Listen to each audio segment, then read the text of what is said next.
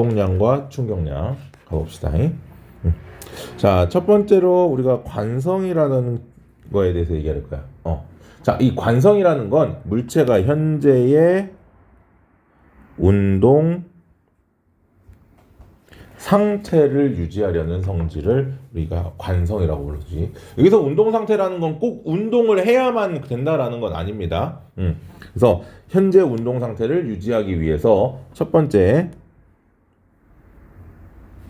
정지 상태의 물체는 무슨 관성을? 정지 관성을. 그 다음에 운동 상태의 물체는 운동 관성을 갖더라. 그러니까 우리가 갑자기 멈출 수 없잖아. 그지? 뛰다가 갑자기 멈출 수 없고, 그다음 멈춰 있으면 움직이기가 힘들잖아. 이런 것들. 그래서 멈춰 있는데 움직이기가 힘든 건 정지 관성이고, 뛰다가 멈추기 어려운 건 운동 관성이다라는 거지. 그래서 지금 보면은 갑자기 출발하면 승객이 쏠린다. 갑자기 출발했다라는 것은 멈춰 있었다라는 얘기니까 이거는 이 정지관성, 승객은 정지관성을 느끼는 거고, 갑자기 정지하면 운동을 하고 있었다는 거니까 이 승객은 운동관성을 느끼겠지?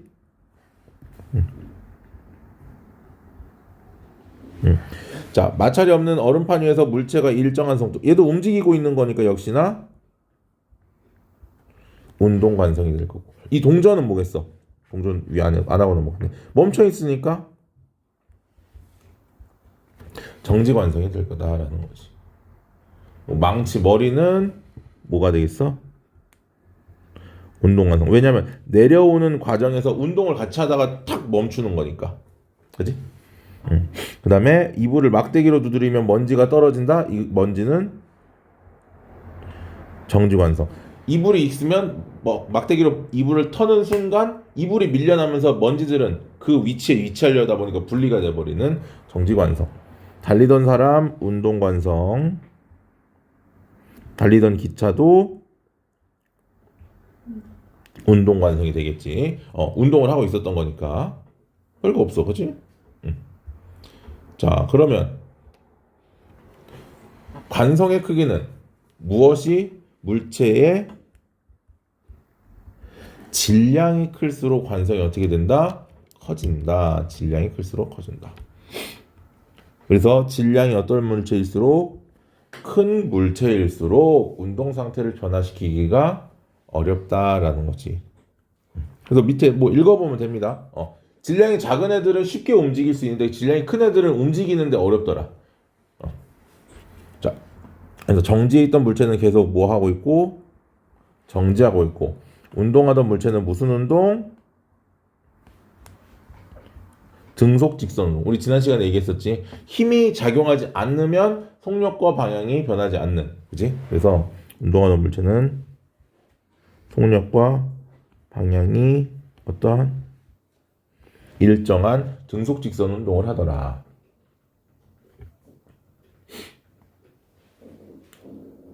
자, 그 다음에 이제 운동량인데요. 물체의 운동 효과를 나타내는 물리량을 우리는 운동량이라고 불러주고, 물체의 운동 효과, 그러니까 질량이 클수록 운동 효과가 크다라는 거고, 속력이 클수록 운동 효과가 크다는 거야. 그래서 이 운동량은 질량과 속도의 곱으로 표현을 해줍니다. 그래서 우리가 이렇게 P는 mv 이렇게 쓰는데, 자, 이렇게 기억하지 말고 우리 이렇게 생각하자고. mv는 P 이렇게. 운동 잘하면 MVP잖아. 우리 어떤 경기에서 제일 잘하는 선수 MVP 준다고 하잖아. Most valuable person. 내 약자. person. 그지? 그래서 매우 질량과 속도의 곱으로 뭐를 운동량을 나타낼 수 있더라. 이렇게 생각을 하면 되고, 질량과 속도가 클수록 운동량이 당연히 크다. 운동량의 방향은 속도의 방향과 같다. 이 속도라고 하는 친구가 뭐였었지? 크기와 방향을 갖는다 그랬지? 크기와 방향. 질량은 크기밖에 같지 않습니다.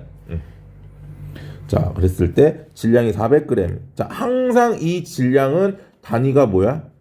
킬로그램이야. 그러니까 킬로그램으로 바꿔줘야 돼. 얼마? 0.4kg. 속도는 미터 퍼 세크. 그래서 20m per sec니까 곱하면 8kg 미터 per sec가 된다. 당연히 방향은 동쪽.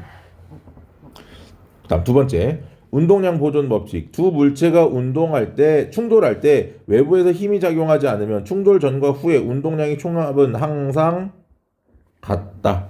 즉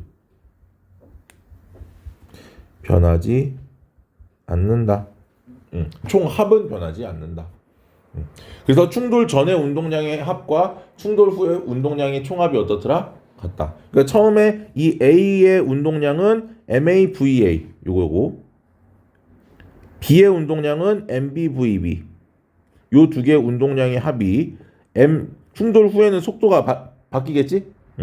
그래서 MAVA 프라임과 MBVB 프라임으로 바뀐다. 이 두 개의 합이 어떻더라? 서로 같더라. 그럼 우리가 이걸 가지고 알아낼 수 있는 것은요. 자, 보세요. MAVA 더하기 MBVB는 MAVA 프라임 더하기 MBVB 프라임이잖아. 지금 위에 식 그대로 쓴 거야, 지금. 아직까지는. 자, 그러면 여기서 우리가 알 수 있는 것은 보세요. MAVA 마이너스 MAVA 프라임은 MBVB 프라임 마이너스 MBVB가 되겠지. 맞지? 자, 그러면 이제 뭐야? 요거는 또 한 번 바꿔주면 MA로 묶어주면 VA 마이너스 VB 아니 VA 프라임 참 A 프라임은 MB로 묶어주면 VB 프라임 마이너스 VB가 되겠지. 그럼 우리가 이걸 가지고 뭐를 알 수 있느냐? A의 요게 의미하는 건 뭐야? 델타 PA A의 운동량의 변화량이야. 요거는 델타 PB B의 운동량의 변화량이고 이 두 개가 어떻더라? 서로 같더라. 알겠습니까? 그러니까 A의 운동량의 변화량이 B의 운동량의 변화량이 되더라라는 거지. 그러면 정지에 있던 애들도 똑같아. 그렇지. 정지에 있을 때는 처음에 운동량이 0이겠지. 그게 변하면 A의 운동량이 그만큼. 그러니까 B가 예를 들어서 정지에 있을 때 A가 충돌을 하게 되면 A의 운동량이 줄어들겠지. 줄어든 운동량만큼 B의 운동량이 늘어나더라. 자, 그래서 방금 얘기한 것처럼 충돌했을 때 충격의 정도를 나타내는 물리량을 우리가 뭐라고 부른다? 충격량이라고 불러준다. 충격량. 이 충격량은요, 힘 곱하기 시간으로 표현합니다. 그래서 얘도 F 델타 T는 I. FTI 이렇게 기억하십시오. FTI.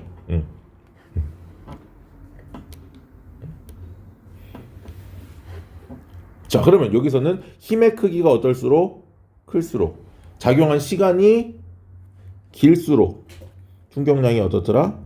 크다.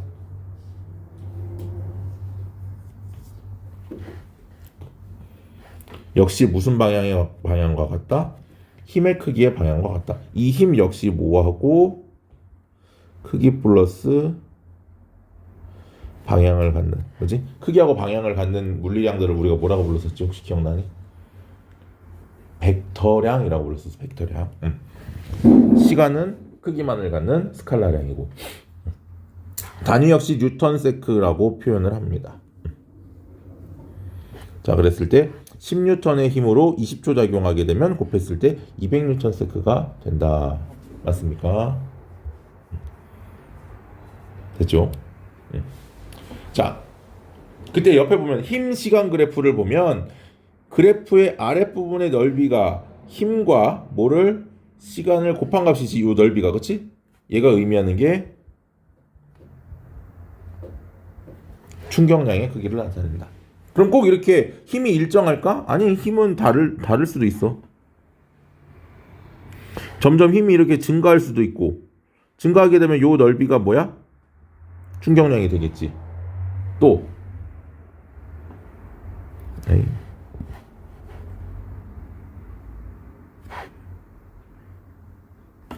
뭐 이렇게 될 수도 있지. 그러면 여기 넓이가 역시 충격량이 되겠지. 뭐가 됐든 상관이 있다 없다? 없더라.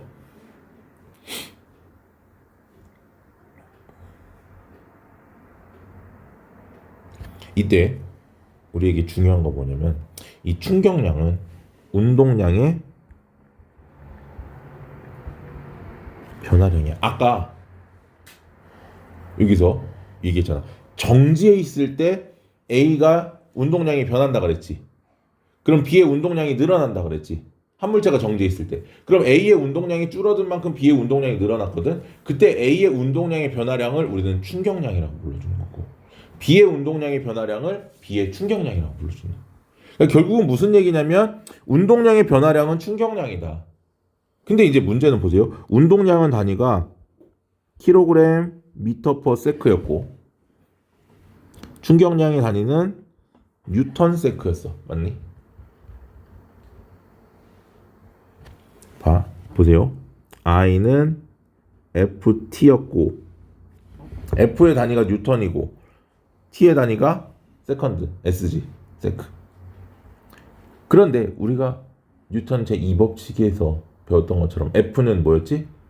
MA. 그러면 얘를 M 곱하기 A 곱하기 T로 바꿔줄 수도 있겠지. 그럼 질량의 단위는 뭐야? 킬로그램. 가속도의 단위는 미터 퍼 세컨드, 미터 퍼 세크 제곱. 그 다음에 시간, 세크. 그러면 얘는 어떻게 돼? 요거랑 요거 없어지겠지? 맞죠? 그럼 남는 단위는 뭐야? 킬로그램 미터 퍼 세크. 운동량의 단위하고 어떻더라? 똑같이 이 단위가. 근데 왜 그 세크가 하나 없어져? 여기 T하고 T하고 아, 없어지니까, 상쇄되니까.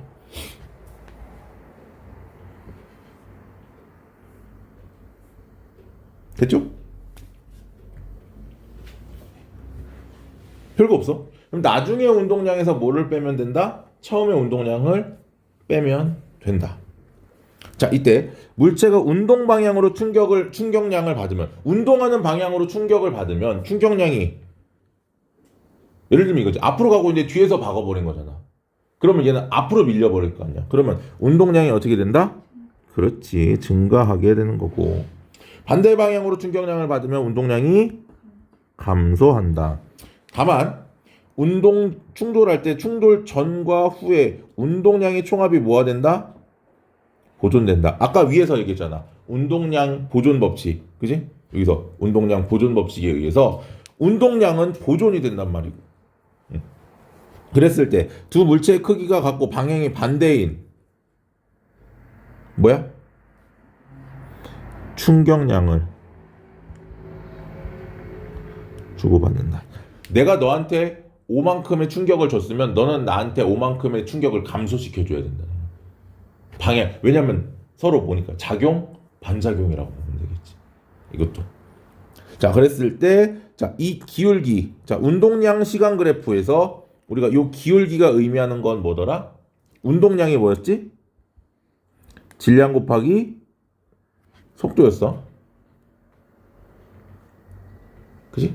응. 근데 이거를 뭘로 나눈 거야, 지금? 기울기니까 시간으로 나눠주면, 자, 질량 곱하기 시간. 아니, 질량 곱하기 속력을 시간으로 나눠주면 V분의 T가 뭐야? 시간분의 속도가 가속도잖아. 그러니까 얘는 뭐야? MA가 되는 거고. 따라서 얘가 의미하는 건 힘, F가 된다. 됐습니까? 하나만 더 얘기할까? 볼게요. 이거 조금 잘 알아두면 좋은데, 시간하고 운동량 P라고 가정을 했을 때 이 Y축을 P는 MV잖아. 맞지? 자, Y축을 뭘로 나눠? 질량으로 나눠버리면 얘가 뭘로 바뀌어? 속력으로 바뀌는 거야. 이거 좀 잘 기억해야 돼. 그러니까 충격량이니까 이 기울기를 걸면 운동량 시간 그래프에서 기울기가 의미하는 것은 힘, R자 힘을 나타내는 거지만 반대로 우리가 뭐를 운동량을 뭘로 나눠주면 질량으로 나눠주면 얘가 뭐가 되고 속도가 되는 거고 따라서 우리가 이 그래프가 뭘로 바뀔 수 있어? 속도 시간 그래프로 바뀔 수 있다라는 거지. 속도 시간 그래프로. 근데 응. 왜 M으로? 그냥 문제에서 질량을 주어주면 그 질량으로 나누면 우리가 속도 시간 그래프를 구할 수 있다라는 거야. 그러니까 이 그래프를 이렇게 바꿔줄 수 있는지, 이거 바꾸면 속도 시간 그래프는 우리가 조금 더 익숙하거든. 운동량 시간 그래프에 비해서는, 그렇지? 중학교 때부터 거속시 많이 했으니까. 됐습니까? 자, 그러면은 이렇게 운동량과 충격량의 관계에 대해서 먼저 얘기를 했고, 뒤에 나오는 단어, 뒷단어는 쉬우니까 이제 빨리 그냥 같이 한번 해버립시다. 자, 충돌과 안전. 자, 물체가 벽에 충돌한 후에 정지했을 때 충격량은 정지를 했어. 그러면 충돌 전에 얘가 가지고 있던 무엇이 운동량이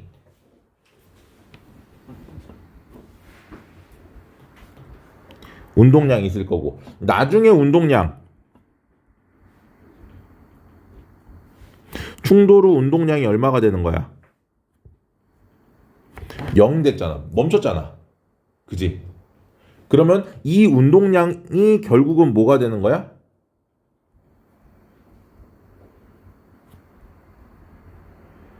운동량의 변화량이 되겠지.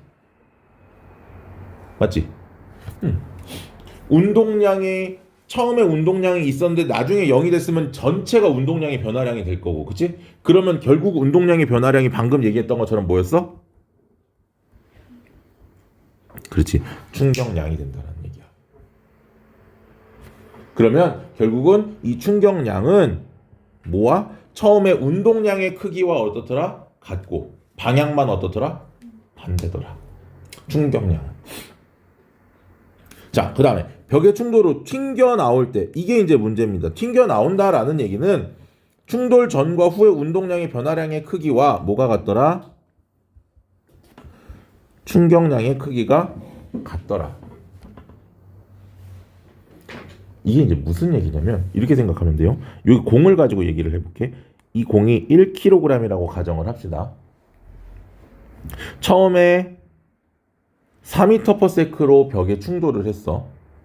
근데 튕겨 나올 때는 3m/s로 튕겨 나왔어. 그럼 처음에 이 공이 갖고 있던 운동량이 얼마야? 4kg m/s가 되겠지. 나중에 운동량은 얼마? 3kg m/s가 되겠지. 운동량의 변화량이 얼마? 1? 아니야.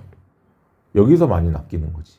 왜냐면 처음은 오른쪽 방향이었으니까 얘를 플러스라고 놓는다면 나중에 방향은 왼쪽이잖아. 그치?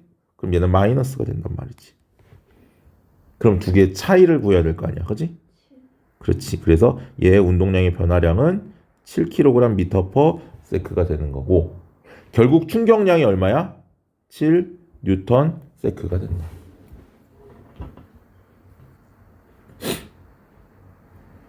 그러면 만약에 이걸 가지고 이 벽에 충돌하는 시간이 예를 들어서 0.1초라고 가정을 합시다. 0.1초 만에 탕 튕겨져 나와.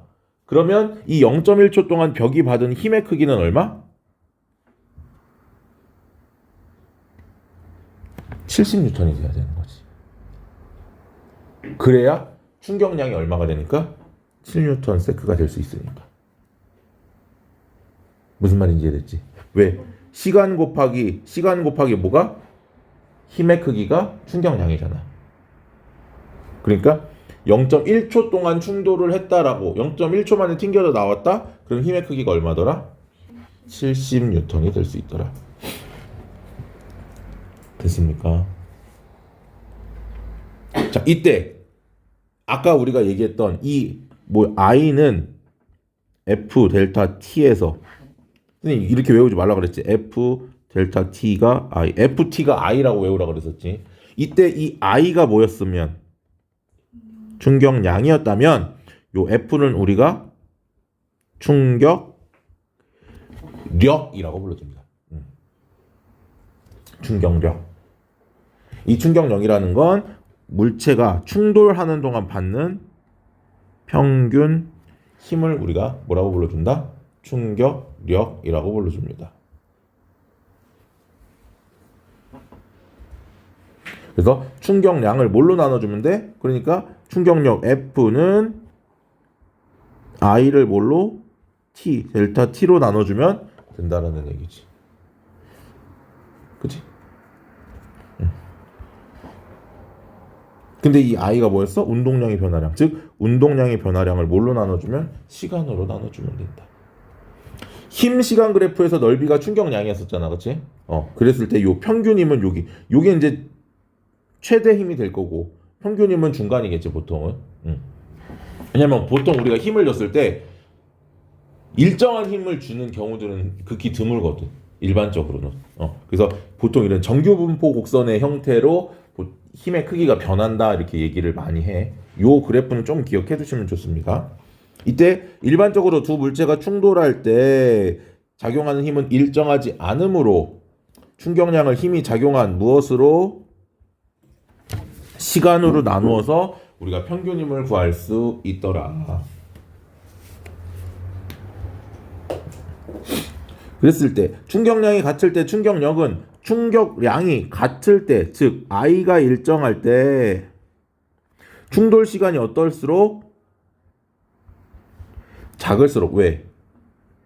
F는 델타 T분의 I였으니까 충돌 시간이 작을수록 충격력이 커지겠고 반면에 충돌 시간이 길수록 충격량이 어떻게 된다? 작아지겠지.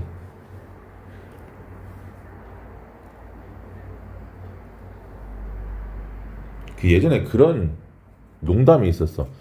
어떤 신혼부부가 신혼여행을 갔어.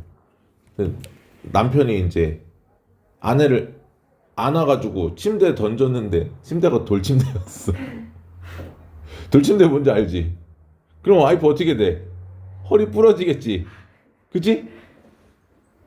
그건 뭐야? 충돌 시간이 짧은 거야. 아내의 아내의 몸무게가 아내가 갖고 있던 질량이 변하진 않을 거란 말이야. 그리고 이 사람이 던진 힘도 똑같을 거란 말이야. 근데 쿠션이 빵빵한 침대냐 돌침대냐에 따라서 아내의 충격은 완전 달라질 거라는 거지. 그게 뭐 때문에? 시간 때문에 그렇습니다. 그러니까 우리는 뭐를 해주면 돼? 시간을 늘려주면 충격이 어떻게 돼? 줄어드는 거야. 반면에 힘이 같을 때 시간을 늘려주면 충격량도 어떻게 되겠어? 커지겠지. 자, 보세요. I는 F 델타 T였어. 또 그래서 우리가 이 F는 뭐였지? 델타 T분의 I였었지. 자, 그러면 첫 번째 갑니다. 요 F가 일정할 때는 I는 뭐에 비례해? 시간에 비례해. 이거는 뭐냐면 충격량을 키워주는 거. 충격량을 키운다라는 얘기는 충격량이 커지면 모두 커져. 운동량의 변화량도 어떻게 된다? 같이 커지겠지. 운동량의 변화량도 커져. 맞습니까? 운동량의 변화량이 커져. 그러면 언제 이용을 하느냐? 야구 선수들이 공을 칠 때 공 맞추려고만 해? 아니지. 맞춘 다음에 어떻게 돼? 쭉 밀어줘. 왜? 그래야 홈런 넘어갈 수 있으니까. 공이 멀리 갈 수 있으니까. 축구 선수들이 공을 찰 때 공을 톡 이렇게 차지 않잖아. 쭉 밀어서 차잖아. 왜? 멀리 갈 수 있으니까. 권투 선수들이 상대방을 때릴 때 잽잽 이렇게 때려가지고 안 되잖아. 쭉 스트레이트로 밀어야 되잖아. 왜? 전부 다 뭐를? 접촉하는 시간을 늘려서 뭐를? 충격량을 키우는 거야. 이런 경우가 하나가 있고, 반대로 이번에는 요 충격량이 일정하다라고 가정을 하자고. 이번에는 이거는 반대로 우리한테 오는 거지. 이 힘이 일정한 거는 내가 가하는 거고, 예를 들어 거의 대부분 이제 내가 힘을 가하는 경우가 많다라고 보면 돼. 왜 내가 힘을 키울 수는 없으니까. 일정한 건데 상대한테 더 큰 충격을 주려면 최대한 밀어야 된다라는 거지. 골프 같은 것도 난 뭐 쳐보진 않았지만 톡 이렇게 치는 경우는 없잖아, 그렇지? 쭉 밀잖아 다. 그러니까 우리가 어떤 물체에 힘을 가할 때는 최대한 시간을 늘려가지고 어떻게 돼? 쭉 밀어버린단 말이야. 그게 요 첫 번째 경우야. 근데 두 번째 경우는요, 외부에서 날아오는 물체가 있어. 그건 어떻게? 최대한 충격을. 그 물체가 갖고 있는 운동량이 일정할 거란 말이야. 그러면 우리는 그거를 어떻게? 시간을 늘려서 충격력을 어떻게 해줘야 된다? 줄여줘야 된다는 거지. 그러니까 여기서는 이 힘이 일정해 버리면, 즉 뭐야? 이 충격력 F는 뭐에? 델타 T, 시간에 반비례한다라는 거지. 시간을 늘려서 어떻게 한다? 충격을 줄여준다. 이번엔 물체가 다가올 때. 그러니까 우리가 뭐 예를 들어서 자동차 범퍼, 아니면 에어백, 아니면 쿠션, 아니면 뭐 태권도 선수들, 권투 선수들 헤드기어 이런 것들, 아니면 야구 글러브, 우리가 점프를 뛸 때도 어떻게 한다? 무릎을 구부리는 것들, 이런 것들 전부 다 시간을 늘려줌으로써 우리가 받는 충격력을 어떻게 해준다? 줄여준다. 그게 어디에 이용이 되는 거야? 안전에 이용이 되는 거야. 시간을 늘려서. 번지 점프 할 때도 줄이 늘어나는 줄을 쓰잖아. 안 늘어나는 줄 쓰면 어떻게 될까? 장기 다 터져서 죽을 거야. 왜? 충격이 엄청난 거니까. 그래서 안전장치는 뭐에 의해? 관성에 의해 몸이 쏠리는 것을 방지하거나 충돌이 일어났을 때 힘이 작용하는, 그렇지, 시간을 길게 하여 힘의 크기가 작아지도록 한다. 그래서 손을 빼면서 받으면 시간이 늘어난다. 무릎을 구부리면 몸이 받는 힘이 작아진다. 보호대 시간 늘어난다. 애기들 매트들 다, 그치? 그 다음에 가구 이런데 모서리에 붙이는 그 고무 같은 것들. 그 다음에 바닥에 푹신한 쿠션 전부 다 신발이라네. 시간. 그치? 핸드폰 케이스 같은 경우 젤리 케이스 시간 늘려주는 거지. 그냥 떨어지면 다 깨지니까. 자, 교통수단 뭐 마찬가지. 전부 다 얘들 뭐야? 다 시간을 늘려라. 여기에 있는 것들도 다 뭐를 해라? 시간을 늘려라. 결국은 시간을 늘림으로써 뭐를? 충격력을 줄여준다. 충격량을 줄이는 게 아니고 충격력을 줄여준다. 알겠습니까? 힘이 일정할 땐 시간을 늘리면서 충격량을 늘려버리는 거. 알겠습니까? 됐죠? 자, 여기까지.